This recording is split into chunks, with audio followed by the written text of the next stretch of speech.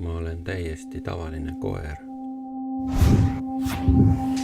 aga mu elu saab olema midagi muud kui tavaline.